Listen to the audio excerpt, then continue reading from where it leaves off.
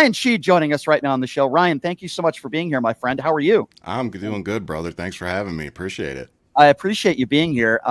Boy, so many questions to ask you. I guess let me start here. What was your first reaction when you saw some of the comments that were made at MSG the other day? Well, I went in on Tony Hinchcliffe like a lot of people did, of course, because it wasn't just one comment. It was the Puerto Rican comment, and then he made a carving watermelon comment, and it was just kind of like, wow, dude, like, I don't think you realize where you are. It's one thing to go to a roast, like a roast of Tom Brady, which is where a lot of people, were Right. introduced to him. Mhm. You're going there expecting people to say some pretty ridiculous things about everybody on the stage and, the person that they're roasting. But you're at a campaign rally, and everything you say is being projected onto that candidate. And like you were just saying, seeing how fast and how hard they're working trying to distance themselves from Tony Hinchcliffe and all these comments. It's like it wasn't just one or two comments, and it wasn't just one guest. It was several, and the comments actually got far worse. Like some of them are so bad, I'm afraid to even post them Yeah. on my social media because I'm afraid I'm going to get dinged or get it taken down. Right. No, I'm with you on that. It's incredible, these Republicans, that MAGA Republicans that are making excuses. And then the report comes out where apparently this comic was going to call Kamala Harris the C word. Why is it, Ryan, that these people don't seem to understand it? We're not talking about a comedy club. That'd be one thing. We're Yep. talking about a campaign rally. And then Yep. Scott Jennings on CNN is saying, well, lyrics in some of the songs of some of the musicians who support Kamala Harris have said some horrible things in the past, too. First of all, saying something in a song is very different than saying something at a campaign rally. Why is it they don't Absolutely. understand that? I don't know. They seem to really struggle with art, like music and movies and whatever, and reality. And I think the Harris campaign, by the way, was just spot on with the Beyonce thing because they learned. And I think this is where you were going. Megan Thee Stallion, when she came and did a thing, they were like, oh, they weren't there to see her. They were there for the free concert. And it Right. was like, okay, she did like two songs. Let's calm down. And when they brought Beyonce out, I was personally like, they're gonna say the same thing. They're gonna say, oh, Beyonce is just Right. there. They were there for the free Beyonce concert. So Right. when she didn't sing a note when she came out, I was like, ooh, that's smart. Because now they're not going to be able to say, oh, they were just there to watch her sing. No, they weren't. Yeah, Eh, really good point. I agree. If you're just joining us, Ryan Shead is with us. Ryan, we hear a lot from Republicans to try to, defend their support for Donald Trump. Oh, we don't know Kamala Harris's policies. Ryan, this drives me nuts. We know her policy when it comes to abortion. We know where she stands on gun control. We know where she stands on, the economy and tax breaks for middle-class Americans and taxing the rich. We know where yes. she stands on healthcare. We know where she stands on the border. She wants to get that border bill back into effect, and she wants to get Yep. Republicans. I can't think of anything where we don't know where she stands. We know where she stands on Israel, on Ukraine, where Donald Trump won't even answer the question, does he want Ukraine to win? He has no healthcare plan. He has concepts of a plan. He never talks about gun control. When he's asked about an abortion bill, if in fact it landed on his desk, if he's president, he wouldn't say whether he would veto it nationwide or not. Should be Why pretty do they easy. keep? Why are they just ill-informed? Are they stupid? I mean, I hate to use that term, but I will hear why. Oh, I wish it was that they were stupid, man. The reality is they know exactly what they're doing, which makes it that much more terrifying. They know who their base is. They know what the red meat is. They know what they have to do. And I think that's the most frustrating part. Like you said, we can sit here and talk about everything that Kamala Harris wants to do. If you're a parent out there, Kamala Harris wants to give you more money in your pocket. Donald Trump doesn't have a plan for that. Kamala Harris has a tiered system. She wants to give you $6,000 your first year of being a parent. Because, if you aren't one yet, you have to buy a crib, you have to buy car seats, a lot of first and one-time purchases that you have to make. So having $6,000 in your pocket at the end of the year would be kind of nice. And then from there, it goes to a tiered system. And after the kids hit six, it's a flat $3,000. Mm. So right now, we parents only get $2,000 per child. So she's literally has plans, like you said, to put more money in our pockets, to try to improve jobs. Because Yeah. the reality that we're seeing is we've been trying to fight automation for decades now. It's here, it's coming. So now we have to figure out how are we going to transition some of these people, some of these skilled tradesmen into other areas, and she has plans for that. She's looking that far down in the future. Donald Trump can't see into tomorrow. Yeah. No, you're right. That's the reality. You're right. So, Ryan, we're obviously on the same side here, but I'm still worried. I do believe Kamala Harris is going to win. I think it's really close. But at the same time, I have to ask you this question. I mean, can you imagine, Ryan, what Donald Trump's administration would look like if he wins the Sebastian Gorkas, the Stephen Millers, maybe even somebody like a Steve Bannon, the Navarros of the world, non-serious people? I mean, I'm sure Hubba would be in his administration somewhere. Maybe even a Laura Loomer. I mean, you had Don Jr. on his podcast yesterday saying that, and he was being serious, saying that Laura Loomer should be the press secretary. I mean, can you imagine? I guess that's my question. What the Trump administration would look like if, in fact, Donald Trump does win? Unfortunately, I can. I actually have nightmares about it. Here's the reality. All those people you mentioned would absolutely have a place in the cabinet. And here's why. This is the scariest part. Because almost nobody that worked with Donald Trump in his first administration is willing to put their name and their careers on the line to come and serve him again. So he literally is going to have to fill his cabinet with the extremists that he is currently using to run his campaign. Yeah. And that should terrify everybody. Yeah. Because Roger Stone's still in the background. Yeah. I think a lot of us forget that too, that he's still back there pulling on the strings. Yep. And, and we're seeing too, how deep this really goes. We have to be serious about, there is some serious foreign influence on our elections. I think hopefully everybody can agree on that. The question is who's benefiting from it and how deep does it go? Those are my two questions. Very good question. And I think I find it very interesting that Donald Trump has never said one negative thing about Vladimir Putin. There's no question he wants Russia to win this war in the Ukraine. I don't think there's any question about that. Many of these other MAGA Republicans feel the same way. Some of them just don't say it out loud. Some of them do. And when you talk about, foreign affairs, writing love letters to Kim Jong-un, can you imagine for a moment, Ryan, hypothetically speaking, if, during we had a pandemic during the Obama years, let's just say hypothetically, Obama would have handled it much better. Yeah. We all he had a playbook for that. Right, and Trump threw it away. Yep. Can you imagine, though, if Obama, during the heart of a pandemic, when we're losing thousands of people a day, he sent COVID test kits to the Kremlin? Republicans would never hear the... Drag them out. Right. Drag them out. I mean, and this is normal. Where some people we can't normalize this behavior. No, and that's been my problem, especially since January 6th. It feels like we have let too much go, that we have normalized their behavior. And it's so unfortunate because we've had so many opportunities to keep Trump out of our government. We've had 2 impeachments that if the Senate would have just done their job, we never would have had to hear from this guy again. He wouldn't be able to run for office. But because they couldn't get enough people to put country over party, or country over Trump, I should say, here we are. So, like you said, it's terrifying of what would happen. We talk a lot about no guardrails on Donald Trump. Imagine if there's no checks on this dude. And he has no more campaigns to run, because I don't think he'd be able to run again, right? Because he only can do 2. Right. But this dude would have nothing to lose. It's like Biden. I wish Biden would come out right now and just start dropping executive orders on his way out the door and be like, I don't care. It doesn't matter, but he's not going to do that because Democrats don't tend to pull stupid games like that. But imagine if Trump was in, he wouldn't hesitate. He'd start dropping the executive orders day one. No question.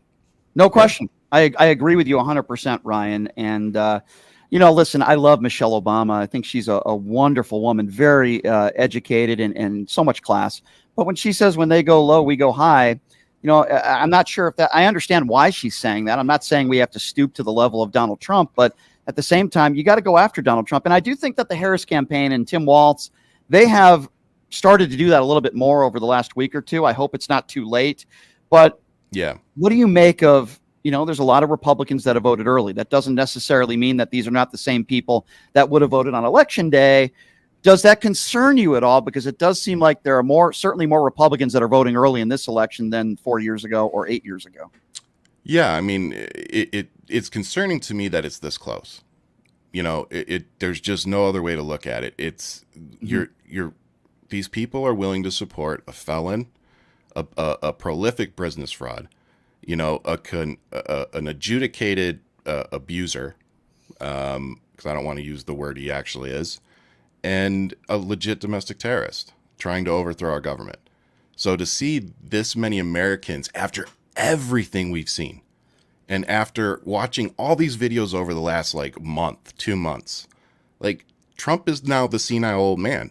Yeah. And they're still voting for him. So it just goes to show you that all the critique of Biden, all the stuff they say, it doesn't apply to their side, which is why I never take it seriously.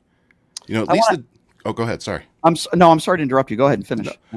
No. Go ahead, Okay. brother. I was just going to say, sorry, that's my ADD. I have it at the worst. Me too. It's nice not being the host for once. It's funny when people interview me once in a while, that does happen. And it's nice to not have to. I totally get where you're going with that, Ryan. But, I have to ask you this, and I try not to be mean about it. But as you know, when MAGA callers call into the show every day, sometimes we can have civil conversations. Most of the time, it just doesn't turn out very well.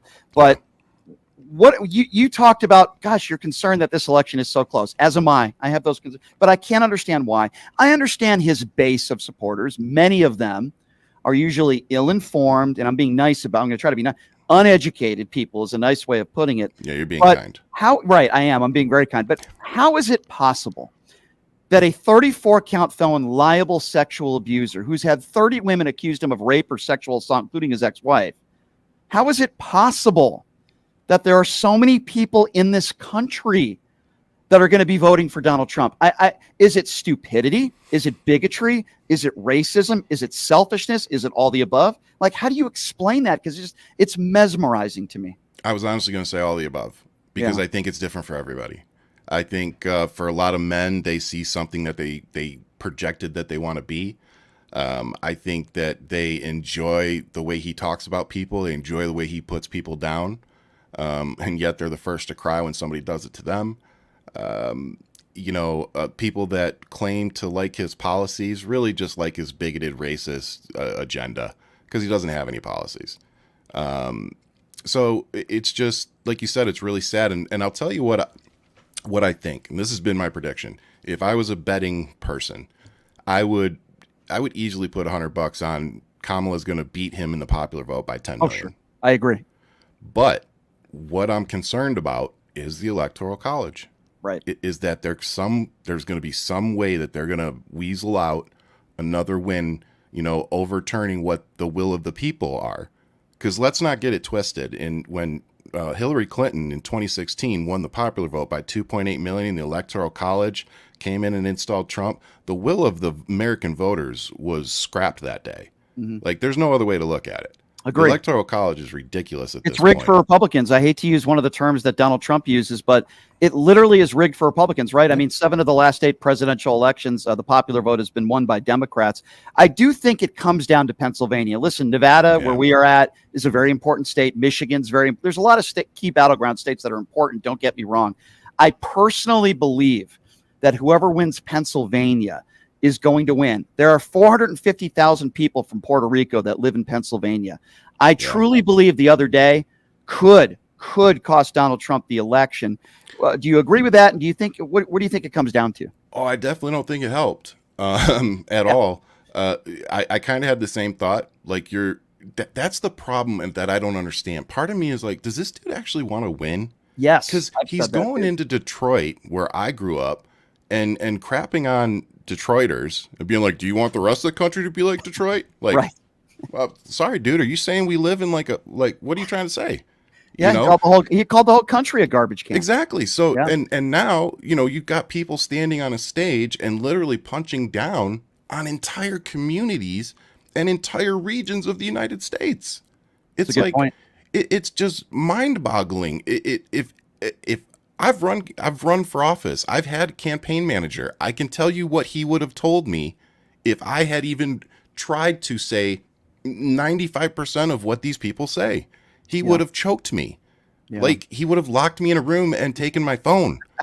I've said the same thing, Ryan. I've said it almost seems like he's trying to lose in the aspect of, first of all, he picks J.D. Vance. Could you have, even most MAGA Republicans would say, yeah, that was a really bad pick. Yeah. Why wouldn't you go for a Nikki Haley? Why wouldn't you go for somebody that could bring in, more moderate Republicans? So he picks J.D. Vance, who has been, in my estimation, a disaster. Yeah. He continues to not go after, in a positive way, middle America, moderate Republicans. So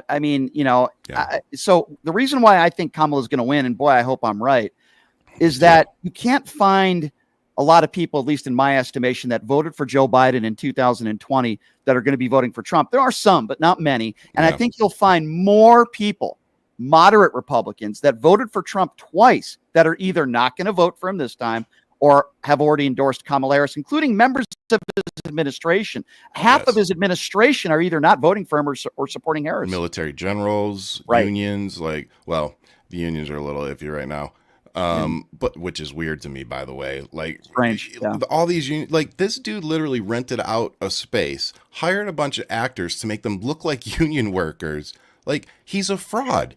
Everything about him is smoke and mirrors. I think David Copperfield is running his campaign at this point. You know what I'm saying? Right. No, you're right. You're absolutely right. Why do you keep falling for this stuff? Stupidity, brainwashed people. And I hate to say that because I meet some. All right, I'll give you a quick 30-second story here. I was downtown Las Vegas the other day, and I meet a guy who's wearing a shirt that says, "Don't Democrats are trying to take my Second Amendment rights away," or something like that. And he's wearing a hat that said he served. So the first thing I say to him, as I would say to you or anybody else, you serve this country honorably, no matter what our disagreements are. You're a hero. Ryan, you're a hero. Anybody, even Ron DeSantis, who I can't stand, he served this country. I respect his service, J.D. Vance. So I shake his hand and I say, "Thank you for your service, sir. You think Kamala Harris is going to take your Second Amendment rights away?" He says, "Yes." And I said, "Well, with all due respect, sir, you're just wrong. She owns guns. Now she wants an assault weapons ban." And then I asked him for his solutions for gun control. Of course, he didn't have any. He said, "More guns make us safer." But I gave him some of Kamala Harris's, plans for the future, policies.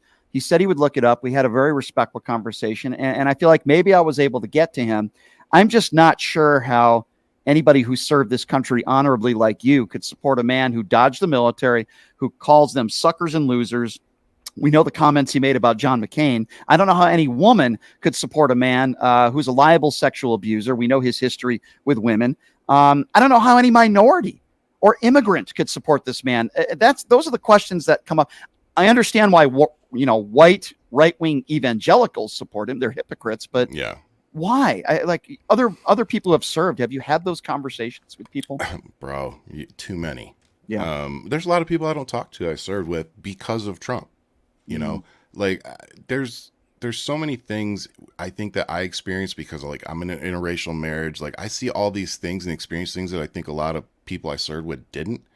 And it's you can't support a dude that is against everything, that would benefit my family and then say, "Hey man, how's the family?